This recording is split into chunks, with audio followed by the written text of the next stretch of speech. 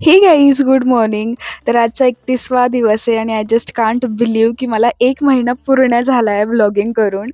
खरंच गाईज इतकी मी हॅपी आहे. तुम्ही हे ऐकलंच असेल की जिथे आपली आवड, जिथे आपली रुची असली ना, तिथे आपण नक्कीच पुढे जातो आणि आपल्याला त्या कामामध्ये कधीच कंटाळा येत नाही. पण हे मी फक्त ऐकत होती, पण मी आता अनुभवते पण आहे. कारण मला खरंच इतकं आवडतंय आणि मला अजिबात बोर होत नाहीये. म्हणजे 1 महिना झाले. तुम्ही विचार करा 1 महिन्यामध्ये 30-31 डेज येतात.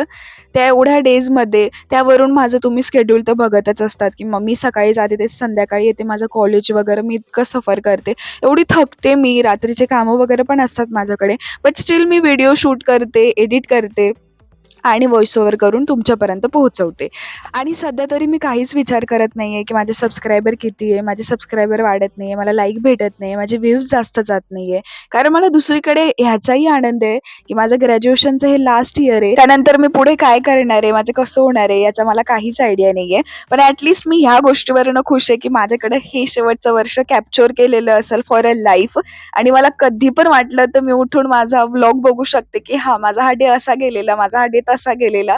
ते हे बघण्याकरिता मी खूप एक्सायटेड असेल तेव्हा. आणि असं बिलकुल नाहीये, की मध्ये अडचणी नाही आल्या. खूप साऱ्या अडचणी आल्या. पण मी त्यांना फेस केलेलं. आता मी हे तुम्हाला पुढे सांगेल. मला फक्त एवढंच सांगायचंय, की जिथे तुमची आवड असेल ना, बिंदास जा. तुम्हाला खूप मज्जा येणार आहे.